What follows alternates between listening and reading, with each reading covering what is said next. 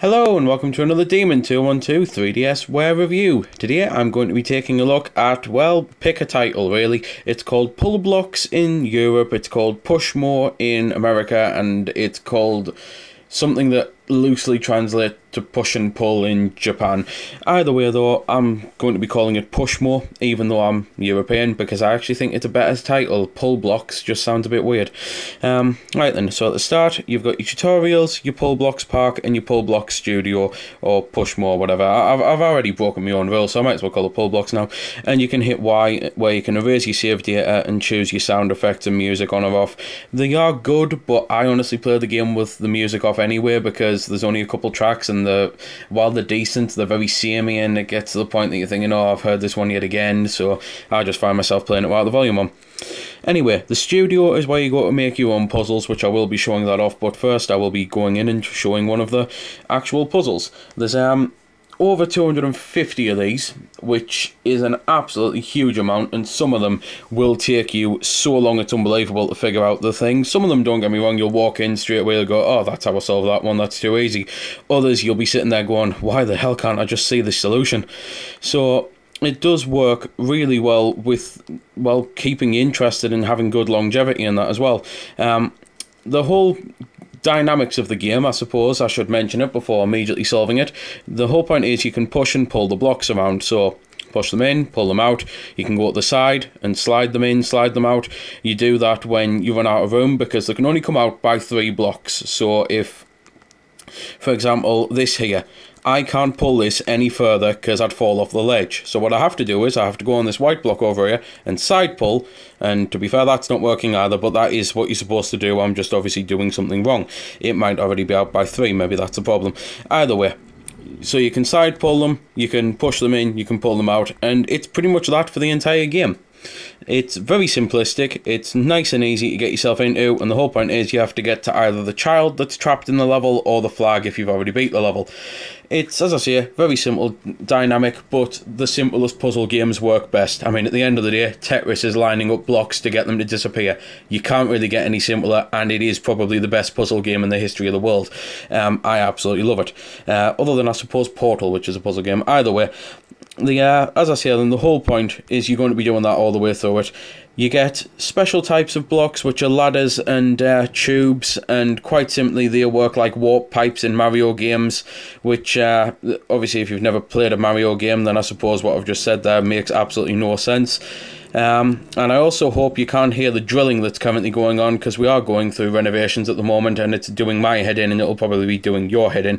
But either way, the work just like the warp pipes and that in Mario games. You go in, for example, you go plop in one, and then all of a sudden you go plop out the other, and it allows you to navigate through the levels, to be able to grab hold of different block sections to work your way at the top. You've also got the reset switch here, which if you hit the reset switch, everything goes back to normal. But don't worry if you've made a mistake and you didn't mean to hit it, because you've got a rewind time feature, which allows you to just slowly rewind time, and you'll go back to previous moves.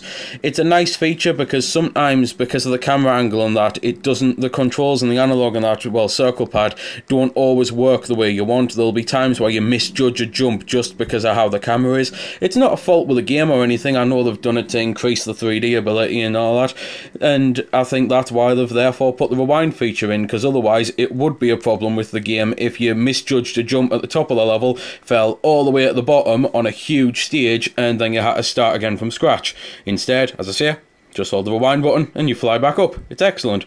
You can also look at the puzzle from a different view by holding the R button, but you can't move. You can move the camera, but you can't move yourself or do anything. So that is everything I can say about the game. As I say, it's a simple concept with a puzzle thing, and you go through all the puzzles. Where the game gets extra legs is the ability to build your own puzzles, and then you can make a QR code for them, and you can therefore send the QR code to your friends and that. There's no spot pass or straight pass, which is a shame, because I think the game's missed a trick with both of those, because it would be nice to be able to automatically download new levels via spot pass, and it would be nice to be able to automatically transfer levels between people you meet in straight pass. But for those wondering how the creator works, I've actually built this level, and as you can see, it's not exactly an advanced level. I didn't have the time to do it, but it's a nice simplistic level. It works. I can get to the end. So the creator does work, is what I'm saying. It's nice, it's simple, it allows you to go straight in. I'm going to go into one now and start building another one. You can put the ladders and the tubes in if you want, and when you've beat your own puzzle, you get this come up, which because I hadn't beat it, I didn't see the point in doing it. But that is how you get the QR code and that, and just need to get my stylus now. So, for example, I'd splash a load of white there. That would be a block that I could pull out because it's all the same shade. If I'd done that, even though they're connected, because they're two different colours, it wouldn't let me pull them out. And the bottom screen is like, it's got all your tools and that on it, because I realised I've just been showing the top screen. So with the colour palette, there are hundreds of colours. I mean, there's like loads of different shades and that. So you could even do something as simple as 2 different shades of red.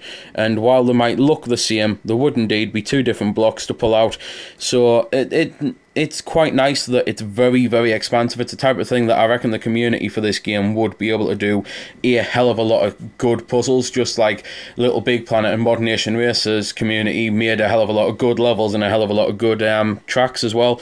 So that's pretty much all I can say about the game. It's a cutesy, fun, addictive puzzling game with some really hard, challenging parts. It's got a great level creator, as I've already said, where you can do pretty much anything, and it's very cheap as well. It only cost me about £5.40, so if you like puzzle games, get it. It's a steal. So there we go then. That's been the review. I hope you found it helpful. I don't score the games because that's based purely on opinion, so instead I'll leave you to make your own mind up. So thanks for watching, and if you've got any questions about the game that I didn't answer in the vid or that hasn't been answered in the comments, then feel free to ask and I'll help if I can. Also, if you did find it helpful, don't forget to check out my channel because there's plenty more like this up there, and don't forget to subscribe because there'll be plenty more to come as well. So until next time, this has been Demon212, signing off.